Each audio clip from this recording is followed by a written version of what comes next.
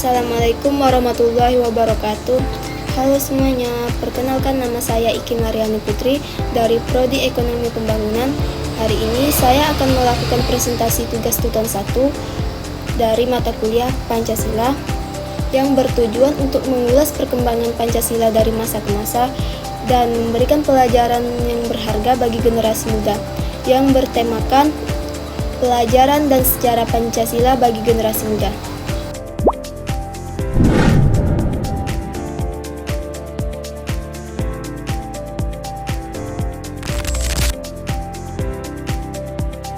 Pancasila merupakan dasar negara dan ideologi negara Indonesia.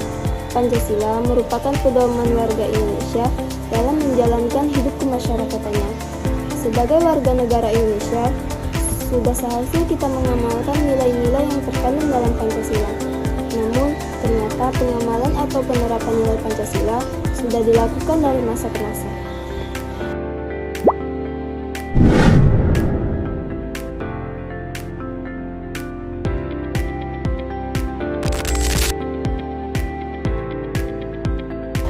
Masa awal kemerdekaan pada tahun 1945 sampai tahun 1949.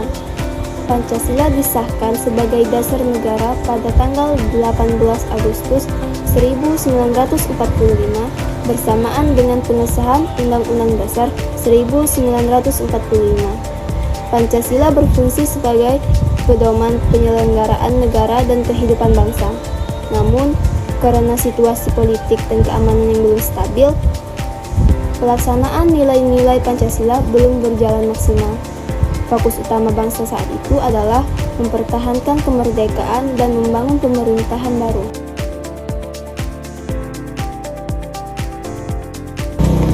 Masa Republik Indonesia Serikat pada tahun 1949 sampai tahun 1950. Indonesia berubah menjadi Republik Indonesia Serikat hasil perjanjian konferensi Meja Bundar.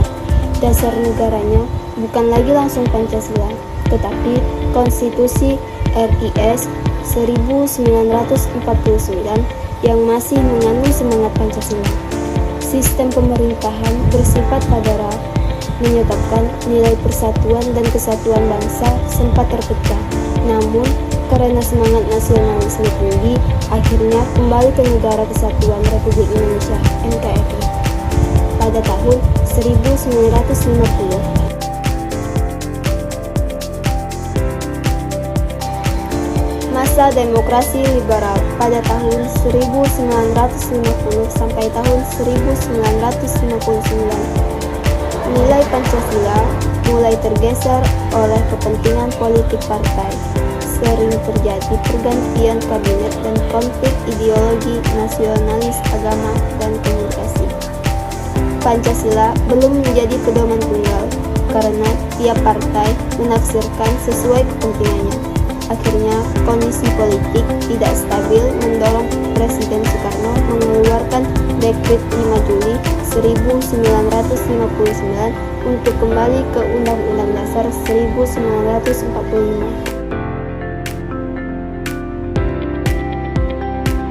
Masa demokrasi terpimpin pada tahun 1959 sampai tahun 1966. Presiden Soekarno menetapkan sistem demokrasi terpimpin. Pancasila dijadikan alat pemersatu, tetapi pelaksanaannya disesuaikan dengan ideologi Nasakon seperti nasionalis, agama, dan komunis. Secara formal, Pancasila dijunjung tinggi, namun secara praktik, nilai demokrasi dan keadilan sosial terabaikan karena kekuasaan lebih terpusat pada presiden. Masa ini berakhir setelah peristiwa PKI tahun 1965. Masa Orde Baru pada tahun 1966 sampai tahun 1998. Presiden Soeharto mengusung penyederhanaan politik dan stabilitas nasional dengan menjadikan Pancasila sebagai asas tunggal. Pemerintah membentuk pedoman penghayatan dan pengamalan Pancasila untuk menanamkan nilai-nilai Pancasila. Namun, dalam praktiknya, Pancasila sering dimanipulasi untuk melegitimasi kekuasaan dan menekankan kritik politik. Akibatnya, pelaksanaan nilai demokrasi dan keadilan sosial tidak sejalan dengan semangat asli Pancasila.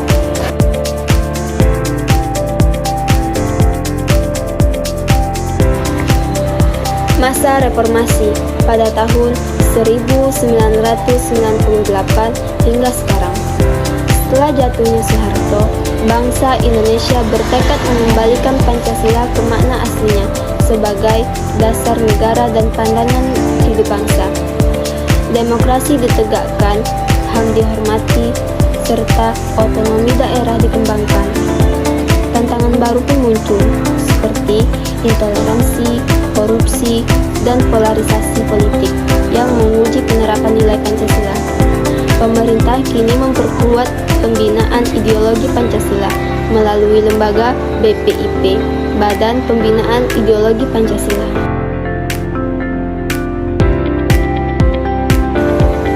Pesan dari presentasi saya adalah dengan memahami, menghayati, dan mengamalkan Pancasila, kita dapat membangun Indonesia yang lebih baik. Mari kita jadikan Pancasila sebagai pedoman dalam setiap langkah kita menuju Indonesia